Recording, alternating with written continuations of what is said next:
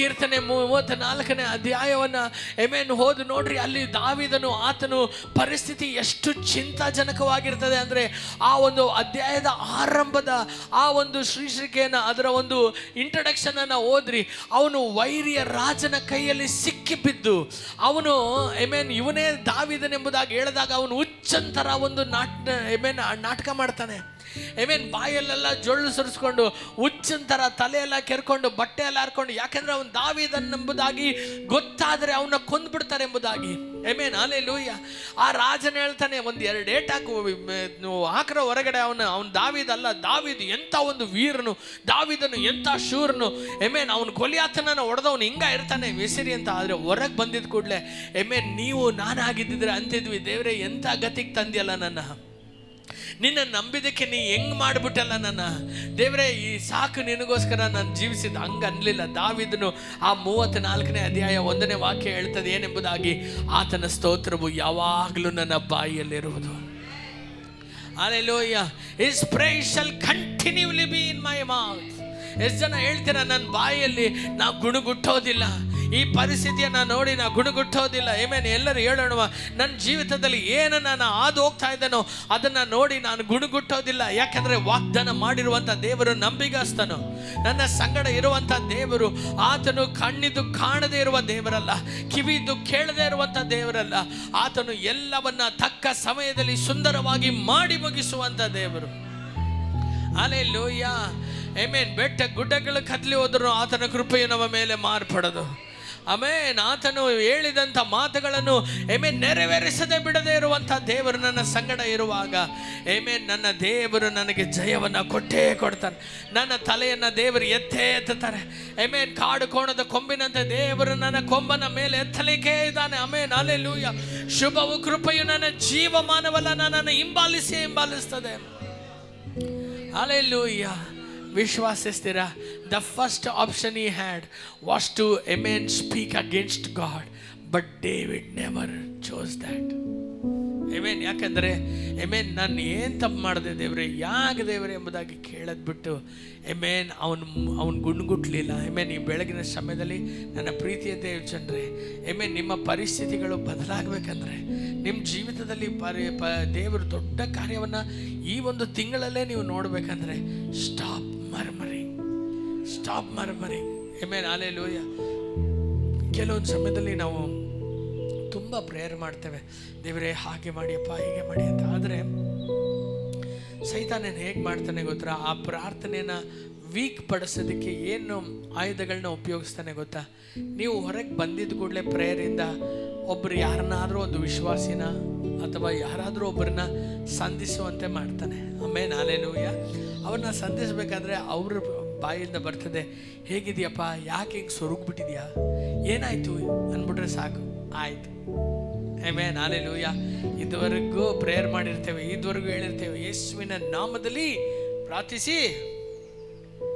Hallelujah. ಬೇಡಿ ಹೊಂದಿದ್ದೇವೆ.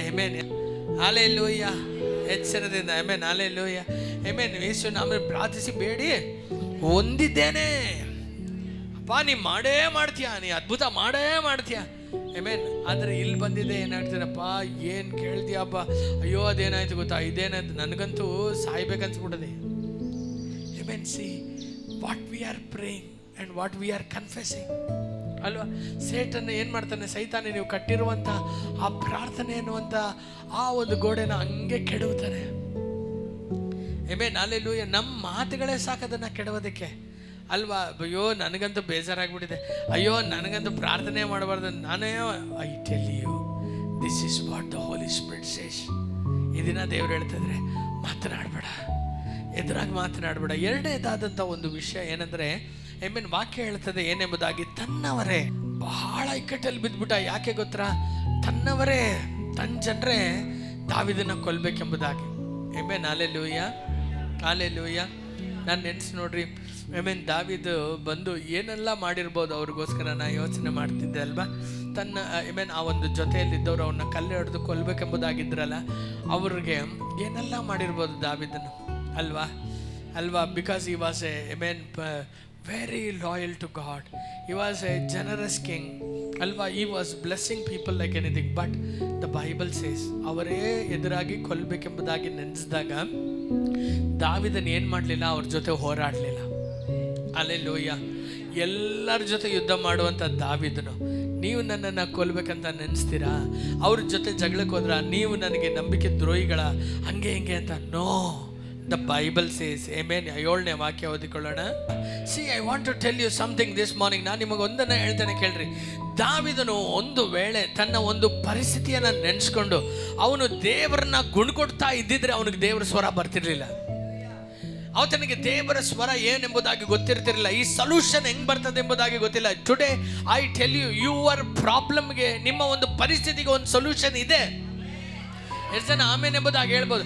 The world can say no. ಲೋಕ ಹೇಳ್ಬೋದು ಇದು ಸಾಧ್ಯ ಇಲ್ಲ ಎಂಬುದಾಗಿ. ಬಟ್ ದೇವರು ಹೇಳ್ತಾರೆ ಅಸಾಧ್ಯವಾದದ್ದು ಎಲ್ಲವೂ ನನ್ನಿಂದ ಸಾಧ್ಯ ಎಂಬುದಾಗಿ. ಆಮೆನ್. ಹಲ್ಲೆಲೂಯಾ. ಆಮೆನ್. ದೇವರು ಹೇಳ್ತಾರೆ ನನ್ನಿಂದ ಆಗದೇ ಇರುವಂಥದ್ದು ಒಂದು ಇಲ್ಲ. Amen. There is nothing. I tell you, ಏನೋ ದೊಡ್ಡ ಒಂದು ಪರ್ವತವನ್ನು ಹತ್ತುವಂಥ ಒಂದು ದೊಡ್ಡ ಕಷ್ಟಪಡುವಂಥದ್ದು ಏನಿಲ್ಲ. ದೇವರು ನೆನೆಸಿದ್ರೆ ಒಂದು ಮಾತು ಸಾಕು, ಒಂದು ಮಾತು ಸಾಕು. One word is enough. ಆದರೆ ಒಬ್ಬನ ಶತಾಧಿಪತಿ ಹೇಳ್ತಾನೆ, ನೀನು ಒಂದು ಮಾತು ನುಡಿದ್ರೆ ಸಾಕು. ಆಮೆನ್. ಹಲ್ಲೆಲೂಯಾ.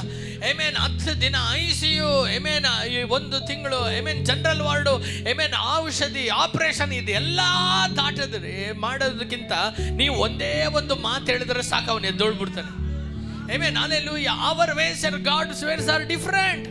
ನಾವು ನೆನೆಸ್ಬೋದು, ಓ ದೇವರಂದ್ರೂ ಇಷ್ಟು ದಿನ ತಗೊಳ್ತಾರೆ. ಇಲ್ಲ ರೀ, ಆತ ನೆನೆಸಿದ್ರೆ ಒಂದು ಕ್ಷಣದಲ್ಲಿ ಎಲ್ಲವನ್ನ ತಲೆ ಕೀಳಾಗಿ ಮಾರ್ಪಡಿಸಲು ಆತನಿಗೆ ಶಕ್ತನು, ಎಲ್ಲವನ್ನ ಮಾರ್ಪಡಿಸ್ತಾನೆ. ಆದರೆ ಒಂದು ವಿಷಯವನ್ನ ತಿಳ್ಕೊಳ್ರಿ, you need to hear god.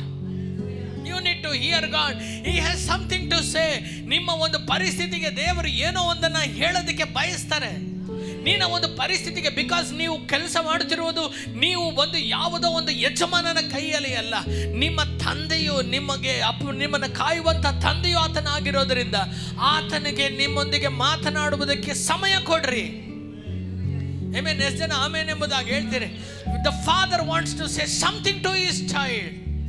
Amen. Hallelujah. ಇದನ್ನ ಕೇಳೋದಕ್ಕೆ ನಮಗೆ ಪುರುಸೊತ್ತಿರೋದಿಲ್ಲ.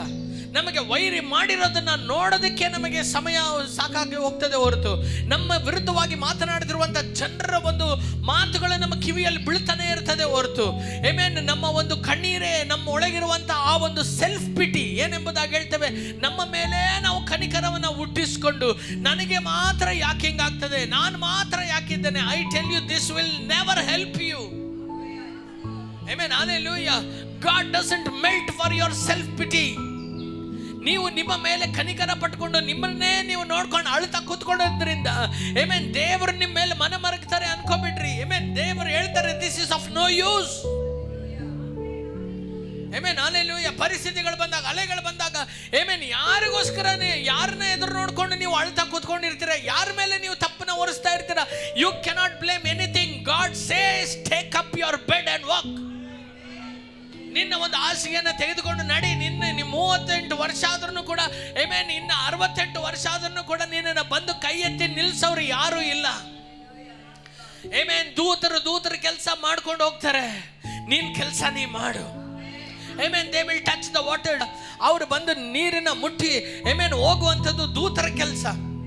ಆದರೆ ನಿನ್ನ ಕೆಲಸ ದೇವರನ್ನ ಮುಟ್ಟುವಂಥದ್ದು, ಆತನ ವಸ್ತ್ರದ ತುದಿಯನ್ನ ಮುಟ್ಟೋದು ನಿನ್ನ ಕೆಲಸ.